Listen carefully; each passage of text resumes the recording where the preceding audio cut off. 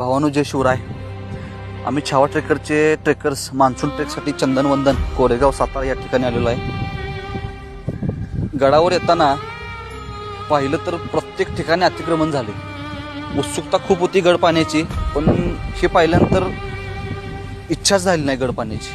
आमचा प्रत्येक गड किल्ल्यावर जाण्याचा मानस असतो, गड किल्ला व्यवस्थित बघणं आणि त्या ठिकाणी वृक्षारोपण करणं, पण इच्छा काहीच राहिली नाही. पण म्हणलं 5 झाडे तर लावून येऊया म्हणून आम्ही एक जागा निवडली. तिथं खोदकाम केलं असता आम्हाला तिथे एक शिवलिंग सापडलं. शिवलिंग सापडल्यानंतर एवढं वाईट वाटलं, ज्या ठिकाणी आमच्या मावळ्यांनी स्वराज्यासाठी रक्ता मासाचा चिखल केला त्या ठिकाणी हे असे आमचे शिवलिंग देवस्थानं गाडली जातात.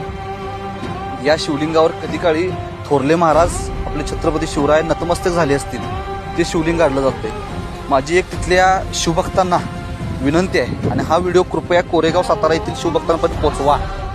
भावानो, हे शिवलिंग आपलं पुनर्स्थापित होणं गरज वाटते मला.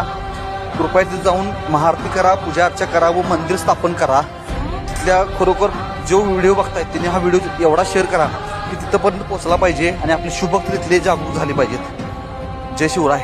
नमस्कार.